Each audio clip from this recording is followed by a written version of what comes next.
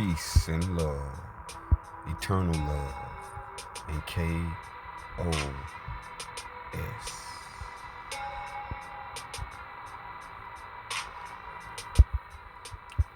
Who are the ancient Americans?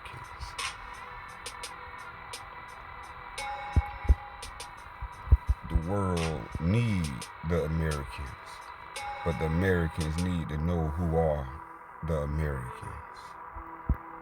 And so we're gonna bring a modern source and we're gonna bring an ancient source, and we're gonna sync these two and understand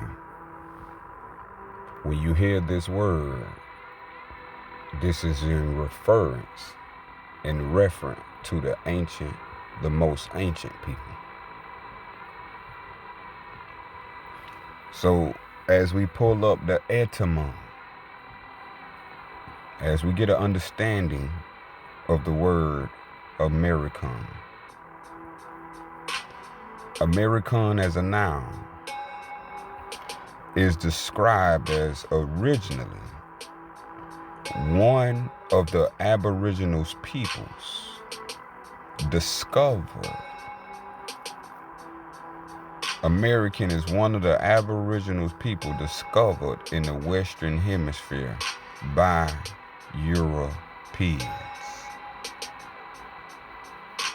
Okay, so we have a clear distinction that Americans are not Europeans. So if you speak English, that is, we would say European, and you not European, you American. So if you speak English, that means you was discovered by the English people, and the English people have put their language on the American people.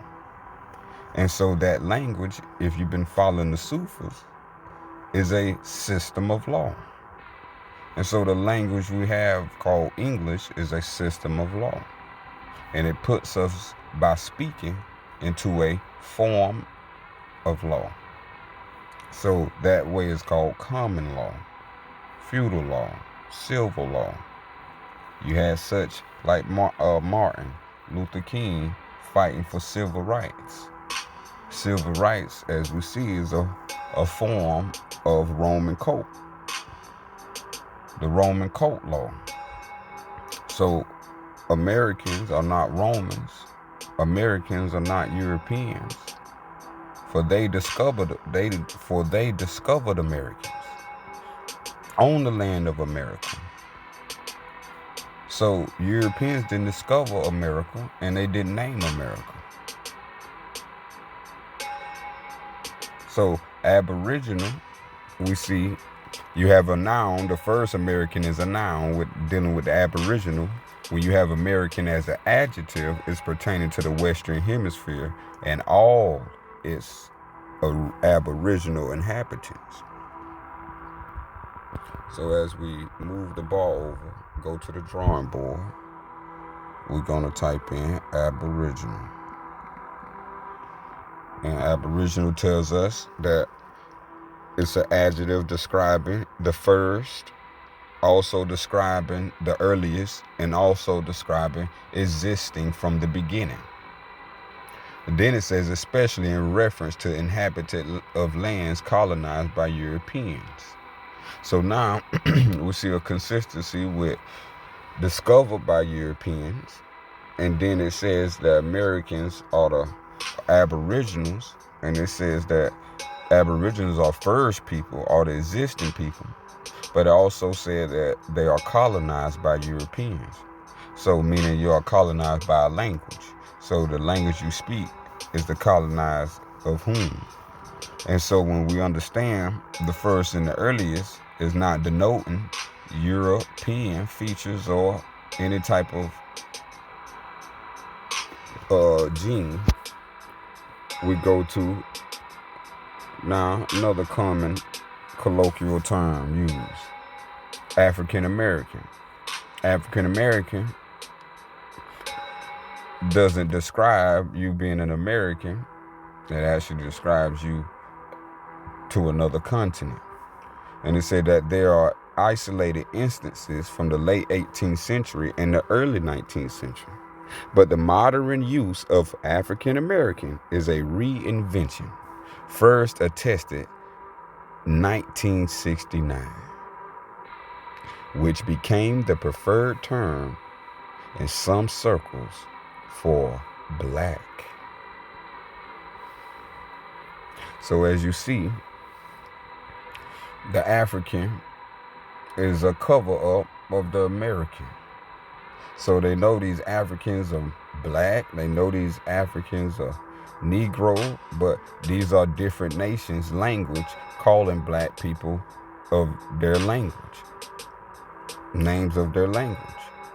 So as we understand, when Europe people see dark-skinned people, they say the word black. And so now when we're saying the word black, they are saying that black denotes to African, and African denotes to a dark skin called black. So now we take that and we go to another hidden word, blackamoor, where we see blackamoor from the European term. This is what the European would call an American, a blackamoor, due to their language. So they wouldn't call a black person a Negro, because a Negro is a Spanish word. So you have to understand language to understand culture. And so Europeans came to America, so that means you will have a Europeanized language name on the title. And so instead of American, which is right and exact by itself, they put prefixes for it to determine it to a certain location or determinative. So they use African, which would denote from Africa. And when you look that up, you see it says African American and black. And so now we get to the European version of what you would call a black person. In America, it would be called a blackamoor. And as you see, blackamoor means a dark-skinned person, a black-skinned African. So as you see, these things are attested to in their own history. So when we bring forth the mystery, it might close it. I don't want it to close. But as you see right here, that same word that we just looked up for as blackamoor is the same word right here with the word Marab. The word Marab tells us that the word Marab is also the word Dukhan. And so when we say Marab Dukhan, we are saying the ancient people of American. Marab Dukhan is the ancient form of American.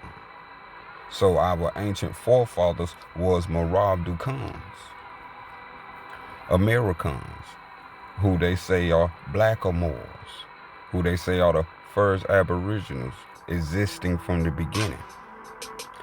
The reason why Marab Dukhan is such a hidden occult word, hidden by secret societies who use this power, is because this is where you get the true name of America, the Americans. And as you see, this is a sacred name of Allah. So Allah knows this name, can hear this name, and can receive this name. Allah being the great God, the divine creator of all existence, the creator of all things of wisdom. And so when we speaking about what these titles are pointing to, they are pointing to that these people are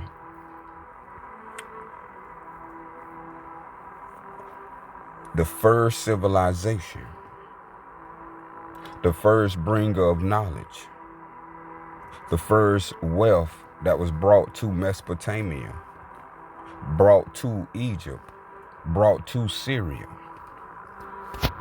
So these Americans brought to these lands that we know as the Middle East power through bringing knowledge, and that knowledge bringing wealth. Knowledge was the wealth in the ancient thought pattern.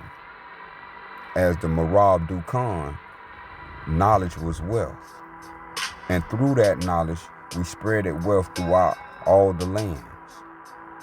From architect to genes, we did it all from in between, setting cultural standards alongside of high culture, state-of-the-art knowledge to provide provisions for all in existence. These was the people of nature. The people of nature that respected the great forests, that respected the lakes, built civilizations in forests and by lakes. These the people where you get the understanding of what you would call astrology, but they didn't call it astrology. But these was the things of use back then, who was of ancient times. As we go back, or if you drop and listen to the previous Sufis, this goes back to Abraham. You know, you see you put Marab in reverse, you got Abraham, which is Abram of the Bible. Before his name was changed to Abraham, it was Abram. And you can find that by looking that up in your KJV, spelling out Abram, Abram. That is Marab backwards. Just like they took Marab and made it Arab. Arab is the Marab Dukhan. The true Arabs are the true Americans. The way of America is the way of Sufyan, Islam, the way of the prophets and the divine creator, giving all laws and all rights back to the divine right. And by divine right use, all people was free until a great conflict occurred that we know today as Babylon. These are the people that was attacked by Babylon. And these are the people that was erased from history and from Babylon and all. And these are the little sinks we get in today's field of reminiscence of high power beings. From Abraham to Muhammad to Noble Drew Ali. All of these were powerful, came from the great creator, bringing the heritage, and always kept the heritage pure, simple, and divine. Always one deity, one love, one wisdom, one knowledge. Everything was oneness in this state, in this knowing. And so now we have the revealing of America. And who are the Americans? The Americans are the Marab Dukhan.